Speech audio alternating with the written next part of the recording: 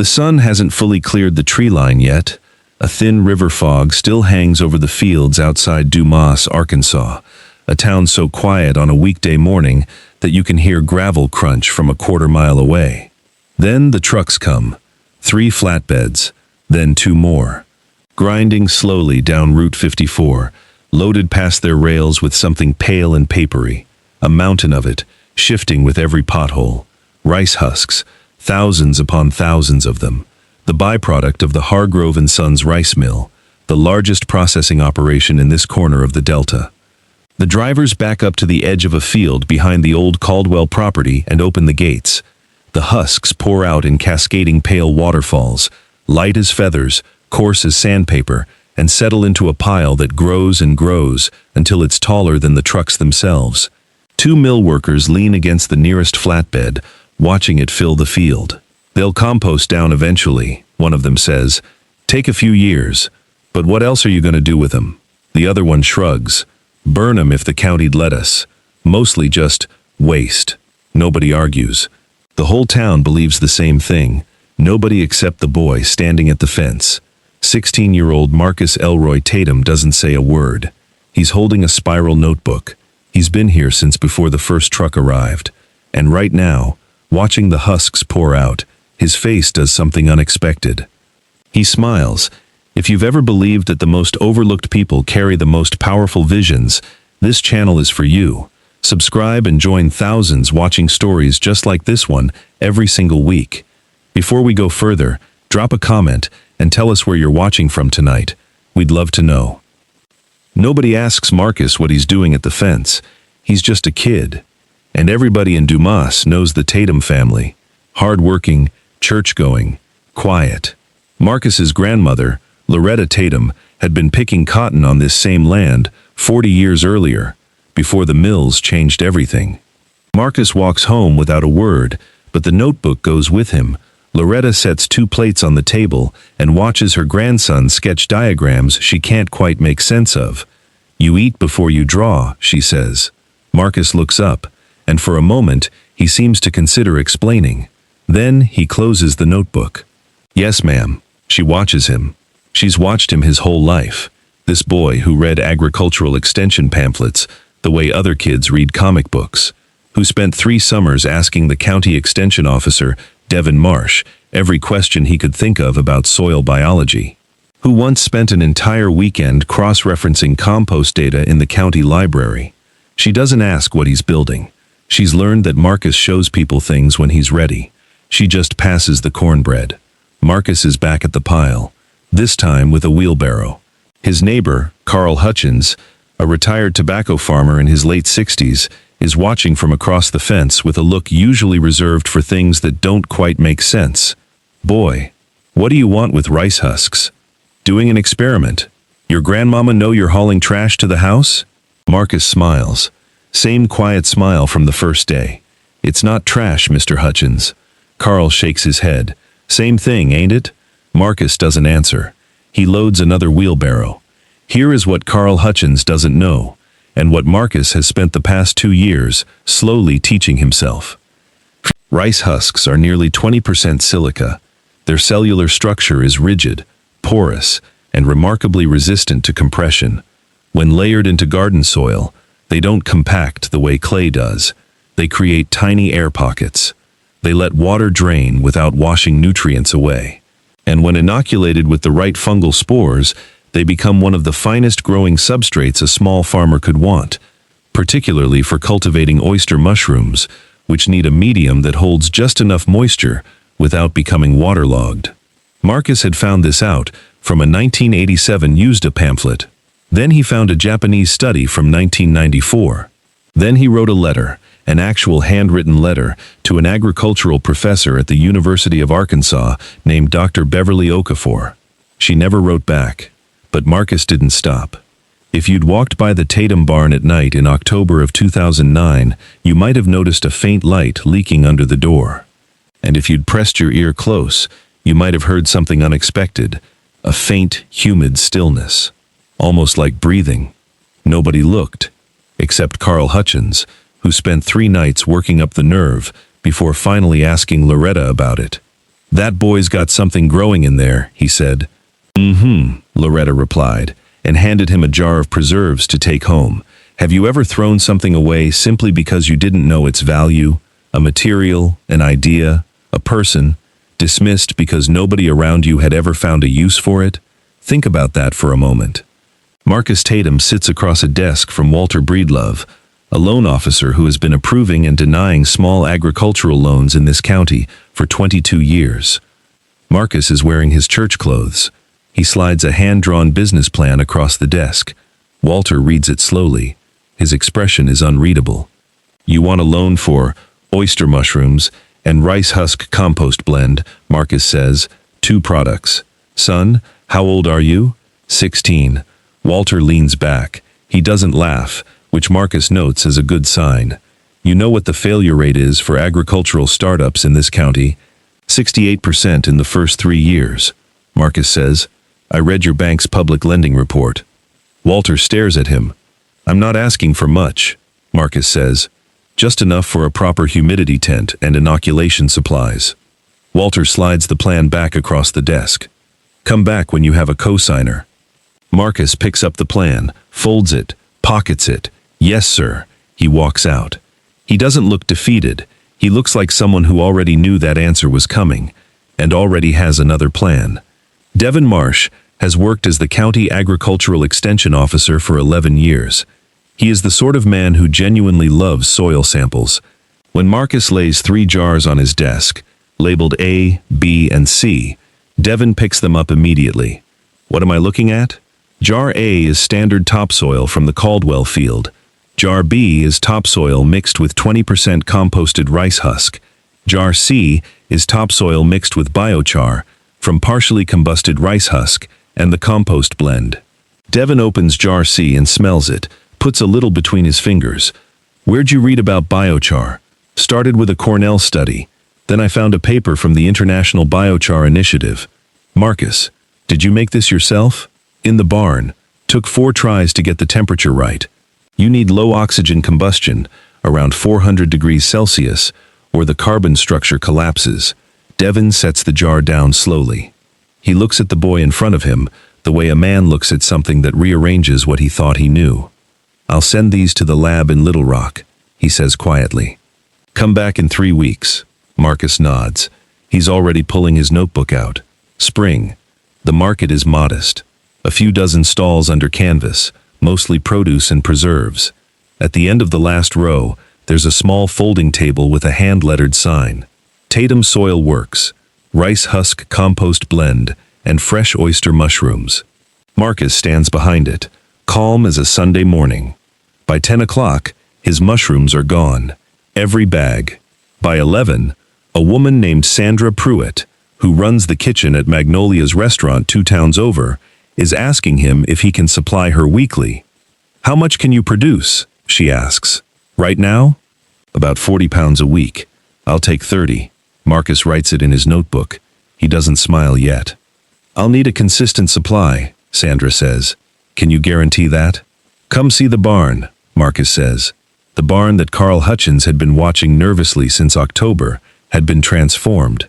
Along the south wall, 12 growing columns of rice husk substrate, each inoculated with oyster mushroom spores from a supplier in Missouri, temperature regulated with a second-hand window unit and a small heater, humidity maintained by a hand-built misting system Marcus had assembled from PVC pipe and a pond pump. Masanobu Fukuoka, the Japanese farmer and philosopher, once wrote, "The ultimate goal of farming is not the growing of crops, but the cultivation and perfection of human beings." Marcus hadn't read Fukuoka yet, but he was already living it.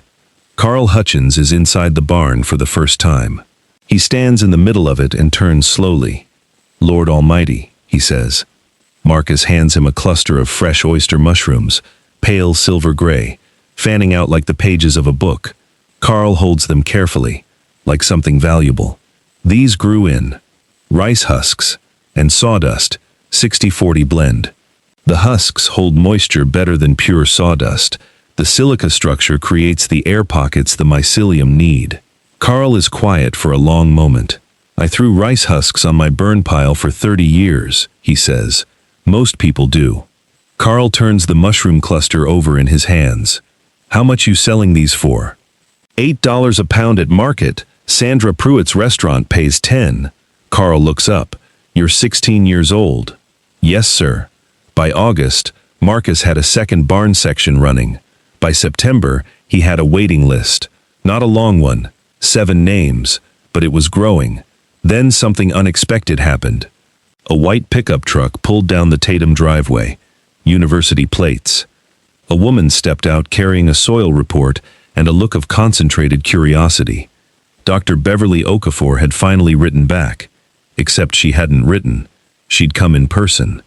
I received your letter, Dr. Okafor said. I apologize. It took me some time.